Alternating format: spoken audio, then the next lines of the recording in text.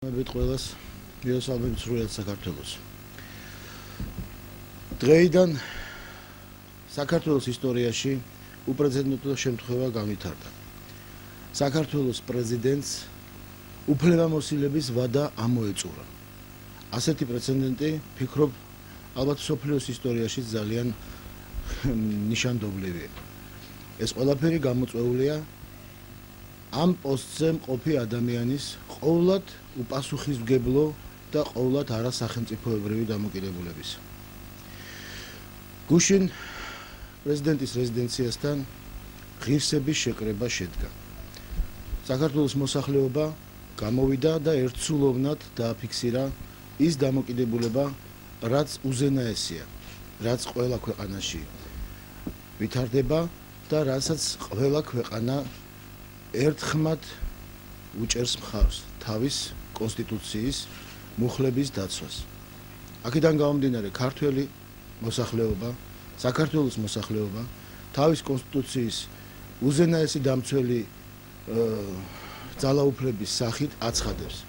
დღეიდან მიხეილ სააკაშვილი საქართველოს პრეზიდენტი აღარ არის და ყველას, ვინც მას პრეზიდენტის რანგში გამოაცხადებს, ის დაარღვევს საქართველოს კონსტიტუციას და აღუდგება საქართველოს მოსახლეობის უმრავლესობის ნებას. ფაქტიურად, ამ ორი თვის განმავლობაში ყველა ის სამართლებრივი დამოკიდებულება და მოქმედება ჩვენი კოალიციის მიერ იქნა განხორციელებული ზედმიწევნით და სრულფასოვნად. ამ ისტორიულ მომენტში ჩვენი როლი ფაქტიურად შევასრულეთ. ეხლა როლი ეკისრება შეასრულოს საქართველოს პარლამენტმა. რამე თუ ეს იქნება მნიშვნელოვანი და ღირსეული როლი საქართველოს ისტორიაში. და მე ვფიქრობ, საქართველოს პარლამენტი მასზე დაკისრებულ მოვალეობას, რომელიც 1 ოქტომბერს ქართველი ხალხის უმრავლესობამ ერთსულოვნად დააკისრა, პირნათლად და წყინვალედ შეასრულებს. ჩვენ მივმართეთ გუშინ ევროპის საპარლამენტო ასამბლეას, სადაც დღეს მიხეილ სააკაშვილი აპირებს გამოსვლას, რომ ყველა ღირსეულმა ადამიანმა უნდა გაითავისოს, რომ საქართველოშიც არის ღირსების შეგრძნება და ის დამოკიდებულება, რომელიც ადრეულ პერიოდში ვლინდებოდა დომინანტური ხასიათის, დღეიდან უმორჩილესად თხოვნა არის, რომ აღარ განვითარდეს და აღარ გაგრძელდეს. დღეიდან უნდა იყოს თანაბარ პარტნიორული დამოკიდებულება ყველა ქვეყნებს შორის და მათ შორის ჩვენ საქართველოს მიმართებაშიც. ჩვენ კოალიცია ერთსულოვნება ვაცხადებთ ერთგვარ მორატორიუმს იმასთან დაკავშირებით, თუ რა მოვლენები განვითარდება ახლო პერიოდში. ჩვენ ვაკვირდებით პარლამენტის რეაქციას, ვაკვირდებით მსოფლიო თანამეგობრობის რეაქციას და მის შესაბამისად დავგეგმავთ შემდგომ ღონისძიებებს. გუშინდელი დაწყებული ღირსების შეკრება გაგრძელდება პერმანენტული აქციების კონტექსტში და ყოველდღიურად იქნება საინფორმაციო ბრიფინგები. ჩვენ ბევრი საინტერესო აქციები გვაქვს დაგეგმილი, ეს იქნება იქ იმ ტერიტორიაზე გამოფენების მოწყობა, ესე ვთქვათ, საინფორმაციო კონფერენციების მოწყობა და სხვა და სხვა, რომელიც საზოგადოებას მისცემს შესაძლებლობას იყოს დამუხტული და დარაზმული აი ამ დამოკიდებულების მიმართ. ამიტომ კიდევ ერთხელ დიდი იმედით შევყურებთ საქართველოს პარლამენტს და ვფიქრობთ, რომ ეს იქნება საქართველოს ისტორიაში ოქროს ასოებით ამოქარგული პერიოდი, სადაც საქართველოს პარლამენტი პირნათლად შეასრულებს მასზე დაკისრებულ მოვალეობას. ბატონ თემო, გთხოვთ.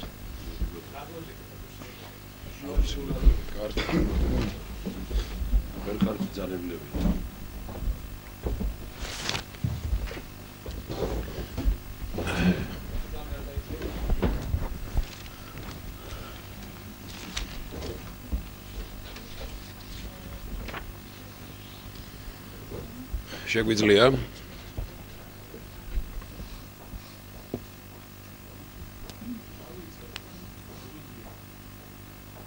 შეგვიძლია რა მე მგონი გარეთაც გაზაფხულია ასეთი ამინდი იანვარს არ ახსოვს დღეს ყველანი აღნიშნავდით ერთხმად და ამინდმაც კარგი რეაქცია გააკეთა გუშინდელ ჩვენს გადაწყვეტილებასთან დაკავშირებით თავარი ითქვა გუშინ ითქვა 1 მილიონი ამომრჩევლის სახელით ითქვა ღიად ითქვა კაცურად და ღირსეულად ითქვა კონსტიტუციის დაცვით ამ საკითხს როგორც თქვენ ნახეთ აქვს სამართლებრივი პოლიტიკური და მორალურ-ზნეობრივი ასპექტები. სამართლებრივი ასპექტით თავიდან ბოლომდე ჩვენ მართალი აღმოჩნდით, ეს დაადასტურეს პარლამენტარებმა, დღეს კომენტარებში ყველანი ერთხმად აღნიშნავდნენ, რომ სამართლებრივად, რასაც ამბობს 1 მილიონი მოქალაქე თავის ხელმოწერით, ითქვა გუშინ პრეზიდენტის სასახლეთან ეს სწორია. გააკეთა ბევრმა ეს კომენტარი, მათ შორის ბატონმა ზაქარია ქუცნაშვილმა. მე მინდა ვთქვა, რომ ბატონი პაატა ცნობილაძის მონაწილეობა ჩვენთან ამ საერთაშორისო მასშტაბის კონსტიტუციონალისტის აღმოჩნდა სწორედ ძალიან დამაჯერებელი ყველასათვის, როგორც ქვეყნის შიგნით, ასევე ქვეყნის გარეთ და ეს ძალიან მნიშვნელოვანია. მას აქვს პოლიტიკური ასპექტი. ეხლა გადავიდა, როგორც აქ ბატონმა მიხეილმა აღნიშნა, გადავიდა უკვე პოლიტიკურ ასპექტში ეს საკითხი. ბატონმა ზაქარიამაც ეს ასე აღნიშნა, რომ ჩვენ არ ვინდა წავიდეთ კონფრონტაციაზე. მე პასუხობ ბატონ ზაქარიას ძალიან პრაქტიკული ენით. კონფრონტაციაში წავიდა პრეზიდენტი ჩვენთან, ქართულ ხალხთან, საქართველოს კონსტიტუციასთან. ჩვენ არავისთან კონფრონტაციაში არ მივდივართ. თუ ჩვენ ვაღიარებთ იმას, რომ სამართლიანობა უნდა აღდგეს, სამართლიანობა არის კონსტიტუციაში მინიშნებული, როგორ უნდა იყოს, რომ 5 წლით აირჩევა საქართველოს პრეზიდენტი. კიდევ ერთხელ მინდა ვთქვა საერთო მოსაზრება იმის თაობაზე, რომ ორი თარიღია კონსტიტუციაში მინიშნებული. ერთი 5 წლიანი ვადა და მეორე ოქტომბერი. ჩვენ ორთავე თარიღის მიმართ პატივისცემას გამოვხატავთ. ჩვენ ვამბობთ, რომ 5 წელი გავიდა დამთავრდა პრეზიდენტობა, არავინ წინააღმდეგი არ არის, ეს გუშინ ითქვა გამოკვეთილად, ითქვა მთავარ განცხადებაში, რომლის თაობაზეც აქ დღეს ბატონი მიხეილი საუბრობდა, რომ ჩვენ სწორედ იმას უჭერთ ხარს, იქნებ სწორია, რომ ოქტომბერში ჩატარდეს არჩევნები. ჩვენ არავითარ საწინააღმდეგო ამასთან არ გვაქვს. მაგრამ არავითარ შემთხვევაში არ შეიძლება, რომ ოქტომბრამდე პრეზიდენტი იყოს ის, ვისაც არ ეკუთვნის და ის მაქვს მიტაცებული აქვს. ესე იგი ჩვენ დღეს რეალურად ვამბობთ კიდევ ერთხელ გამოკვეთილად პარლამენტის მიმართ პატივისცემით 1 ოქტომბრის მონაპოვარს უნდა დაცვა 1 ოქტომბერს ჩვენ ხალხს უთხარით რომ აღდგებოდა სამართლიანობა სამართლიანობა არის ის რაც გუშინ ითქვა 1 მილიონი ამომრჩევლის სახელით სამართლიანობა არის ის რომ ჩვენ ამ გზას არ გადაუხვიოთ და მე დარწმუნებულია რომ ყველანი ალბათ ამ მიმართულებით წავალთ ისე ვიმეორებ პოლიტიკური ასპექტი ამ შემთხვევაში არ შეიძლება სამართლიანობის დამამარცხებელი იყოს ან მორალურ-ზნეობრივის. თავისთავად გულდასაწყვეტია რომ მოქალაქე მიხეილ სააკაშვილი ამ შემთხვევაში იქცევა არასწორად და იტაცებს პრეზიდენტობას. ის არის ასეთივე მიტაცებით როგორც ამის წინ აქ ბატონმა პაატამ აღნიშნა, ყველა ჩვენთაგან შეუძლია თქვას რომ ვართ პრეზიდენტი. დღეიდან უკვე ისევე შეუძლია ყველას როგორც მიხეილ სააკაშვილი ამას იტაცებს. მე ვწუხარ რომ დღეს სტრასბურგში რაღაც გამოწვევასავით არის რომ მისი მეგობარი სახალხო პარტიის და არ ვიცი ეს რა ფასად უჯდება საქართველოს ესე იგი დაჟინებული მოთხოვნებით დღეს და ეს არ იფიქროთ რომ შემთხვევითია რომ ზუსტად 21-ში ხდება ეს გამოსვლა და ხდება იმის შემდგომ რაც ჩვენ გუშინ აღნიშნეთ ესე იგი სტრასბურგში მე ეჭვი არ მეპარება რომ ღირსეული დეპუტატები აღმოჩნდებიან რომლებიც იტყვიან იმას რაც სათქმელია მე დარწმუნებული ვარ ამაში რომ ჩვენ ესე იგი ყველა არ ჩავგთulis იმ ქვეყნად რომელსაც ასე უნდა ეთამაშონ როგორც ეთამაშება სახალხო პარტია კიდევ ერთხელ ვიმეორებ არ ვიცი რის ხარჯზე და რაც შეეხება მორალურ ფაქტორს და ზნეობრივს სააკაშვილი რომ უზნეოდ იქცევა ეს არ ნიშნავს რომ ჩვენც უზნეონი გავხდეთ თუ ჩვენ სააკაშვილის თამაშს ავყვებით ჩვენც უზნეო ვართ და ამას გამოკვეთილად ვამბობ საქართველოს პარლამენტი ნუ აიღებს პასუხისგებლობას სააკაშვილის მოქმედებებზე თუ ის არ მიიღებს ჩვენს წინააღმდეგობას რომელიც ჩვენ გაუგზავნეთ აქ ითქვა უკვე შესავალში და გუშინ გამოკვეთილად თუ იმ გადაწყვეტილებას არ მიიღებს ან იმ მიმართულების გადაწყვეტილებას არ მიიღებს ჩვენ არ ვამბობთ რომ ადამიანს ჩვენია სწორი და სხვანაირად არ შეიძლება ეს იმას ნიშნავს რომ საქართველოს პარლამენტი იღებს პასუხისგებლობას სააკაშვილის შემდგომ ქმედებებზე მე ვამთავრებ იმით რომ სააკაშვილის ქმედებები ბოლო პერიოდის არის მხოლოდ დაპირისპირებაზე ორიენტირებული მისი საკანონმდებლო ინიციატივებით ქუთაისთან დაკავშირებით, დასავლეთთან დაკავშირებით რაც თქვა, რა სიტყვების თქვა ბათუმში, რა სიტყვების თქვა ბრიუსელში, ეს ორიენტირებული არის დაპირისპირებაზე. ჩვენ დღეს რო გვყავდეს ისეთი პრეზიდენტი, როგორიც ყავს, ან იქცეოდეს ისე, როგორც იტალიაში, გერმანიაში, ისრაელში და არის წყნარად, მშვიდად და ზის და არ ერევა საქმეებში, ასე არ გავამწვავდებთ, პოლიტიკურად არ გავამწვავებდით მაშინ ამას და ვიტყოდით, რომ კი ბატონო, უყვარს თამაში, ბავშვობა არ ქონდა, ვერ ითამაშა ბავშვობაში და ითამაშოს ახლა პრეზიდენტობა. მაგრამ ის რომ თქვათ, ის უკვე წავიდა დაპირისპირებაზე და მისი ბოლო გამონათქვამები, მე ვიმეორებ რომ მას რაღაც სხვა სიტყვები რო გამოეყენებინა, მკვდარი ქალაქი როგორ შეიძლება ახსენო, როგორ შეიძლება ილაპარაკო ჭორვილიზაციაზე, ანუ პრაქტიკულად კაცი იქცა უკვე თავისი პარტიის ინტერესების, მხოლოდ თავისი პარტიის ინტერესების დამცველად. ასეთი პრეზიდენტი მხოლოდ დაანგრევს ქვეყანას და ჩვენ ვთვლით, რომ პოლიტიკურ ასპექტშიც მართალი ვართ და ვეუბნებით პარლამენტს. არც სამართლებრივ, არც პოლიტიკურ, არც ზნეობრივ ასპექტში არ არსებობს იმის მხარდაჭერა, რომ სააკაშვილი თუნდაც ერთი დღით დარჩეს პრეზიდენტად. იგი დღეიდან საქართველოს პრეზიდენტი აღარ არის. დიდი მადლობა. ბატონ თემურ, თუ შეიძლება. არა, ბარემ ბატონი პაატა იტყვის ალბათ და მე ვდოვლით.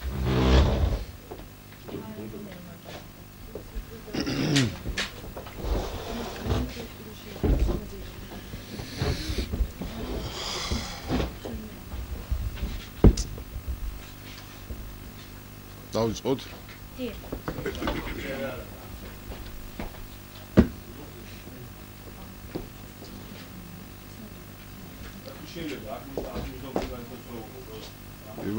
ბატონო თემურიმ ბრძანა სააკაშვილი არა თუ მისი პარტიის ინტერესების დამცველი, არამედ მე მგონი ყველაზე ხელშემშლელი გამოდის იმისათვის, რომ ამ პარტიას საერთოდ რაიმე მომავალი ჰქონდეს თავისი ქმედებებით.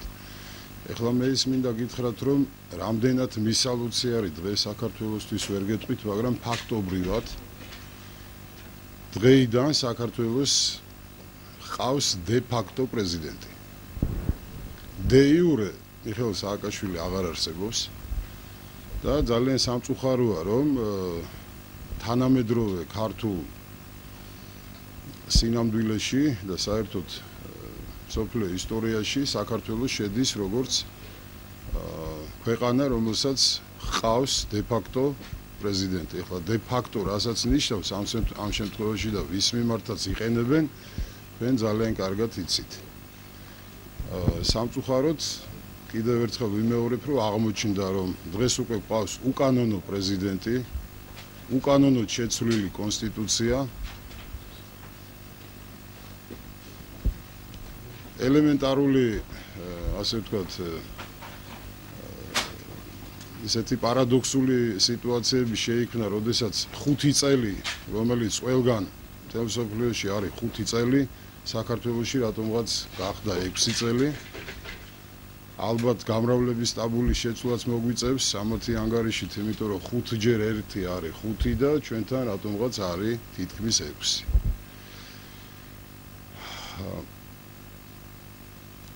რაც მთავარი არის ის არგუმენტები, რომლებიც ჰქონდათ ახლა ამ თქვათ პრეზიდენტის მომხრეებს იმისათვის, რომ მისი ვადა გაეხანგრძლივებინათ სამართლებრივი საფუძვლებით, ასეთი რამ არ არსებობს და ამაში უკვე ყველა შეთანხმდა. ერთადერთი ახლა რასაც იძახიან, რომ თუ კი ადრე 70 მუხლის მე-9 პუნქტთან დაკავშირებით იყო საუბარი, რომ აი თითქოს ოქტომბერში იქნება არჩევნები და ამიტომ ოქტომბრამდე უნდა იყოსო. ამ მუხლის შინაარსთან დაკავშირებით ყველა შეთანხმდა. ახლა იძახიან, რომ თურმე მიხეილ სააკაშვილის უფლებამოსილების ვადა გრძელდება იქამდე, ვიდრე ახალი პრეზიდენტი არ დადებს ფიცსო.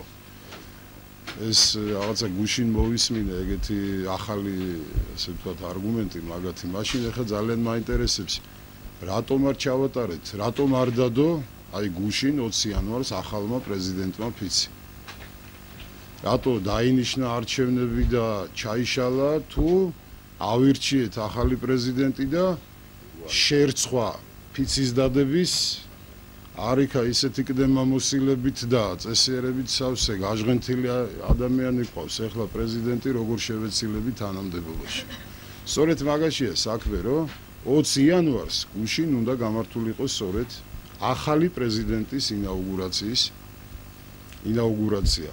რომლის შემდეგ მიხეილ სააკაშვილი ოფიციალურად ყოველგვარი წესების დაცვით დაასრულებდა თავის საპრეზიდენტო უფლებამოსილებას და მე ვფიქრობ, რომ საქართველოსში მაცხოვრებელი ხალხი, იცით რა არის, ძალიან მიმტევებელი არის. ბევრი შეცდომა შეიძლება დაუშვა ადამიანმა, ბევრი რაღაცა ცუდი მოქმედება ჩაიდინო და როდესაც ხალხი ხედავს იმას, რომ რაღაცა სინანულის გრძნობა გაწუხებს, შეიძლება ბევრი რამ გაპატიოს, მაგრამ ამასაც აქვს თავისი ფარგლები, თავისი დრო, თავისი საზღვრები. ეხლა მე მინდა გითხრათ, რომ თუ კი ეს პროცესები კვლავ გაგრძელდება, რა თქმა უნდა, შესაბამისად მოთხოვნებიც იქნება შეცვლილი და ყოველდღიურად მიხეილ სააკაშვილი დაიმძიმებს თავის მდგომარეობას. ეს არ არის მაღალფარდოვანი სიტყვები და ამით არ მინდა ეხლა ვიღაცას რაღაცა ისეთი სურათი შეექმნას, რომ აი ჩვენ ეხლა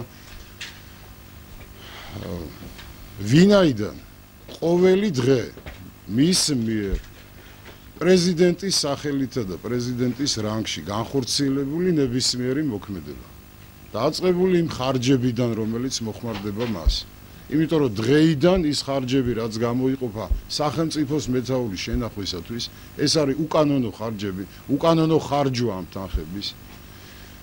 უკანონოდ გამოყენება მისი უფლებამოსილების და ფაქტობრივად დე-ფაქტო ნიშნავს იმას, რომ ის ითვისებს ამ ძალაუფლებას და ისე იყენებს მას.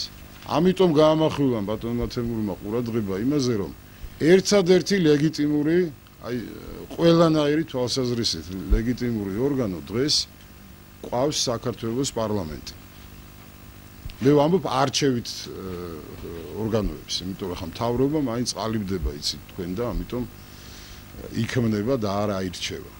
არჩევითი ორგანოებიდან ერთადერთი ლეგიტიმური ორგანო დღეს ყავს საქართველოს პარლამენტი. იმისათვის, რომ ისიც არ ჩაერთოს აი ამ უკანონობათა მთელ ასე ვთქვათ ჯაჭვში, რომელიც ახლა აი სააკაშვილის ასეთ მოქმედებებს მოყვება, აუცილებელია დროულად მოახდინონ რეაგირება. და არ მოხდეს ისე, რომ ეს პასუხისმგებლობა იქნას მერე სოლიდარულად გადანაწილებული. ძალიან მარტივი არის ამ შემთხვევაში საკითხი პარლამენტმა. აი მე მინდა ერთი მაგალითი მოგიყვეთ ახლა. ეკვადორში 90-იან წლებში აირჩიეს ვინმე აბდალა ბუკარამი. თან ცოტა ასე ვთქვათ გავიღიმოთ. ეს კაცი თავისი არაორდინალური საქციელით ძალიან ამართლებდა თავის სახელს. ეხლა იცით თქვენ გურულები აბდალას უძახიან ცოტა ისეთი თავისუფალი, ხო, ძალიან თავისუფალი მოქმედებების ადამიანს. და რაში გამოიხატებოდა ეს აქციელი ახლა? ხშირად თქვათ მთავრობის სხდომებს ატარებდა მშენებარე ობიექტების სახურავებზე. ხან დინარის პირას, ხან კონცერტების დროს მიეჭრებოდა იქ მოცეკვავებს, აიყვანდა ხელში, შეისვავდა მხარზე და დარბოდა სცენის ირგვლივ. ხან პირს იპარსავდა პირდაპირ ეთერში და ისე მიმართავდა ხალხს და ასე შემდეგ. ნუ რამოდენიმე თვის შემდგომ ეჭვი შეეპარა პარლამენტს, ნუ რაღაცაში იყო საქმე და მაგრამ საბოლოოდ მოსახლეობას და პარლამენტიც მაშინ დარწმუნდა მის არა სრულფასოვნებაში, როდესაც საახალწლო მიმართვას აკეთებდა და მოსახლეობას გამოეცხადა ბეტმენის ფორმით. ეხლა მე მინდა უბრალოდ ვიკითხო, სანამ ეს კაცი ბეტმენის ფორმით არ წარდგება საზოგადოების წინაშე და რატომ გააკეთა ეს? იცით რომ აი როგორი ძლევამოსილი პრეზიდენტი ყავთ, არაფრის არ ეშინია და ყველაზე მაგარია თქვენი პრეზიდენტიო. ეხლა თუ ამ ფორმაში არ უნახეთ, მანამდე არ უნდა გავიგოთ რომ ეს კაცი უნდა გადადგეს, მით უმეტეს რომ კი არ გადადგეს, წავიდეს უბრალოდ თანამდებობიდან, მით უმეტეს რომ ისი ვადა ამოიწურა. იმ შემთხვევაში პარლამენტმა 6 თვის განმავლობაში მოამთავრა მისი საქმე. დღეს საქართველოს პარლამენტს შეუძლია მიიღოს დადგენილება მისი უფლებამოსილების ოფიციალურად შეწყვეტის თაობაზე იმ დღიდან, რა დღესაც მას დაუმთავრდა ეს ვადა. ანუ პარლამენტმა უნდა იწვირთოს ჩვენ რამდენიც არ უნდა ვილაპარაკოთ ახლა რამდენი ხალხიც არ უნდა გამოვიყვანოთ საქმე იმაში არის რომ ის ხელმოწერები ძალიან დიდი მნიშვნელობის მატარებელი არის რა აუცილებელი არის ახლა 1 მილიონი კაცის გამოსვლა იმაში რა ქვია ქუჩაში იმაში რომ დარწმუნდეს რომ ხელმოწერა რო გროვდება ეს არ ნიშნავს იმას რომ ადამიანების გუშინ მაგალითად 3000-მდე ხელმოწერა აი ხო თქვათ ისეთი დღე იყო რა ძალიან ბევრი კიდე შემოუერთდება ამ ამბავს და მე ვფიქრობ რომ თუ ეს გაგრძელდება ეს პროცესი ალბათ ერთი კაციც არ დარჩება ну რაღაცა იმ პატარა გარემოცვიდან ვინც ყავს პრეზიდენტს რომელიც ხელს არ მოაწერს ამას ბატონ პატა როგორც მივხვდი თქვენ ითხოვთ რომ პარლამენტის თავმჯდომარე გახდეს მოვალეობის შემსრულებელი პროცედურულად რა გვიხსნათ ეს როგორ ჩვენ არ ვითხოვთ გენეცოლე ამას ჩვენ ვითხოვთ უბრალოდ რომ ეს პროცედურა განხორციელდეს და ამას ადგენს თავად კონსტიტუცია კონსტიტუციის შინაარსი ძალიან კარგად გვამცნობს იმას თუ რა პროცედურით უნდა მოხდეს ასე ვთქვათ ვის ეკისრება პრეზიდენტის მოვალეობის შესრულება ამ შემთხვევაში პარლამენტის თავმჯდომარე გახლავთ 76 მუხლის მიხედვით პარლამენტის თავმჯდომარე გახლავთ ამ მოვალეობის შემსრულებელი და შესაბამისად პარლამენტის თავმჯდომარის მოვალეობა დაეკისრება მის ერთ-ერთ მოადგილეს და თუ კი არის ის ესეთი შემთხვევაც გათვალისწინებული თუ კი პარლამენტის ანუ თქვათ პარლამენტი დათხოვნილია ან სხვა რაღაცა მიზეზის გამო პარლამენტის თავმჯდომარეს არ აქვს უფლება შესაძლებლობა შეასრულოს ეს მოვალეობა მაშინ პრეზიდენტის მოვალეობას ასრულებს პრემიერ-მინისტრი ეხლა ვინაიდან ასეთი მდგომარეობა საქართველოში არ არსებობს და პარლამენტის თავმჯდომარე თავის ადგილზეა და მოწოდების სიმაღლეზეა და მას აქვს სრული შესაძლებლობა უხელმძღვანელოს პარლამენტს და ძალიან კარგადაც ხელმძღვანელობს, ამიტომ მას შეუძლია ძალიან კარგადაც შეითავსოს ეს თანამდებობა. ეხლა მეორე საკითხი არის შემდეგ არჩევნები როდის დაინიშნება. ამ კონსტიტუციის თანახმად ეს არის ოქტომბერში, მაგრამ მე ვფიქრობ, რომ ოქტომბრამდე იმ პირობებში, როდესაც პარლამენტის თავმჯდომარე იტვირთავს პრეზიდენტის ფუნქციას შესაძლებელი არის ვადაზე ადრე ჩატარდეს თუ კი კონსტიტუციაში შევა შესაბამისი ცვლილება და მე ვფიქრობ რომ ასეთ შემთხვევაში უფრო გამარტივდება ამ ცვლილების შეტანა ну თუ არა და თუ მაინდა-მაინც უნდა მივყვეთ ამ ოქტომბრის თვეს მაშინ ოქტომბრამდე ბატონი უსუფაშვილი იქნება მანამდე დაინიშნება არჩევნები და მოხდება პარლამენტი უფლებამოსილია დადგენილების საფუძველზე მოითხოვოს პრეზიდენტს ეხლა მე გეტყვით ერთ რაღაცას პარლამენტი სწორედ იმიტომ არის უფლებამოსილი რომ თქვენ იცით რომ ბოლო საპარლამენტო არჩევნებით მოსახლეობის უმრავლესობამ განსაზღვრა გამოხატა თავისი ნება და მან დაუჭირა მხარი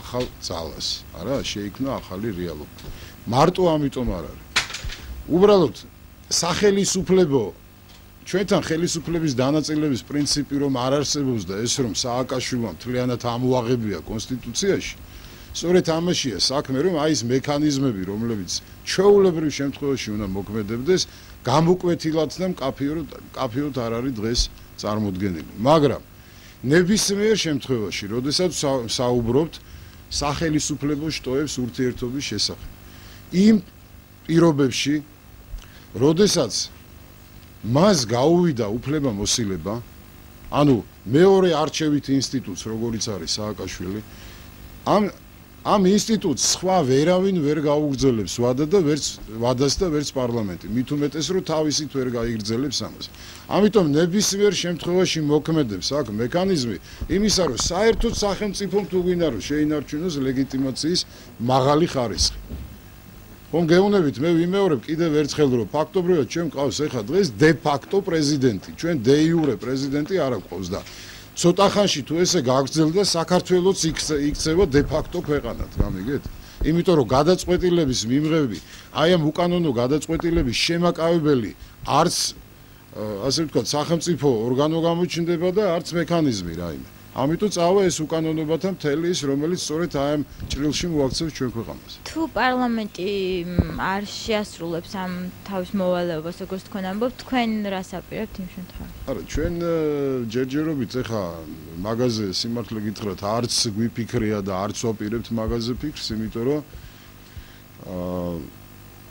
მე მესმის ეხლა პარლამენტს თქვათ არ უნდა რაღაცა გარკვეული დაპირისპირებების შექმნა, მაგრამ აი კარგად თუ შეხედეთ ახლა პროცესებს. თუ კი სამართლებრივი თვალსაზრისით ჩვენ დაგვჭირდა რაღაცა პერიოდი იმისათვის, რომ ყველა დარწმუნებულიყო, რომ არანაირი სამართლებრივი საფუძველი პრეზიდენტის უფლებამოსილების გახანგრძლივების არ არსებობს და დღეს უკვე მოუწიათ და ყველა აღიარებს ამას, ერთადერთი ამ აგვარია კაც დაარბენინებენ აქეთ-იქით ეს ნაციონალური მოძრაობის ხალხი.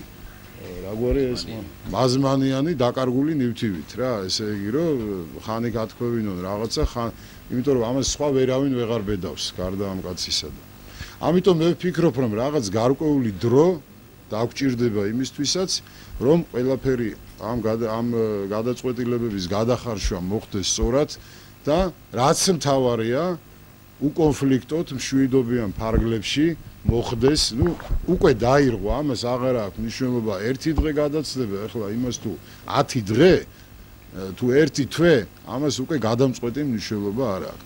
მაგრამ მე ვფიქრობ, რომ რაღაცა პერიოდში ასეთი გადაწყვეტილებას პარლამენტი იძულებული იქნება რომ მიიღოს. იძულებული გამომდინარე იქიდან, რომ ხალხის მოთხოვნას უნდა დაემორჩილოს ყველა და კონსტიტუციის მოთხოვნას რაც მთავარი არის.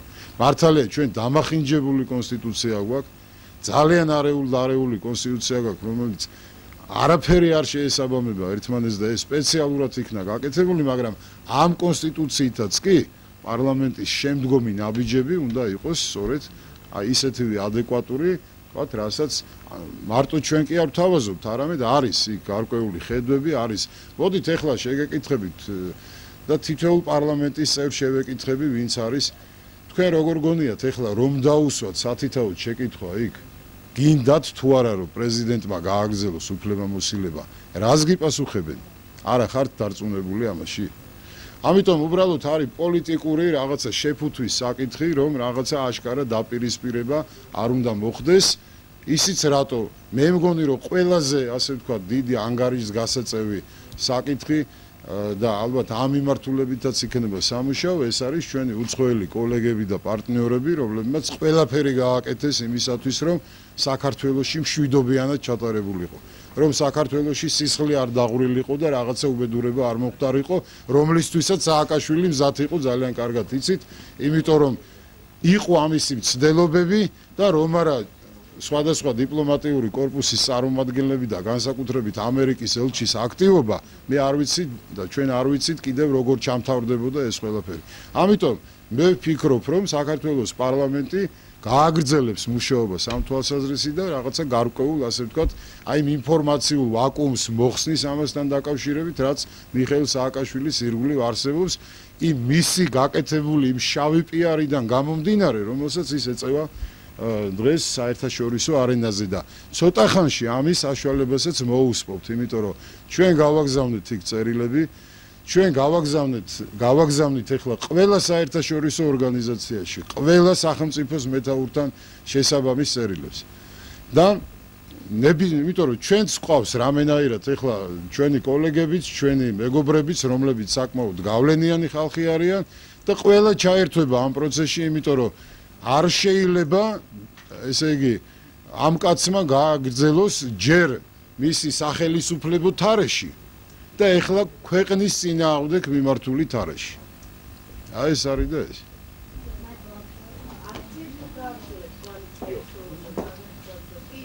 რა თქმა უნდა. გააგრძელოს და მე რეზიდენციასთან ჩაფერდება ყოველდღიურად ინფორმაცია.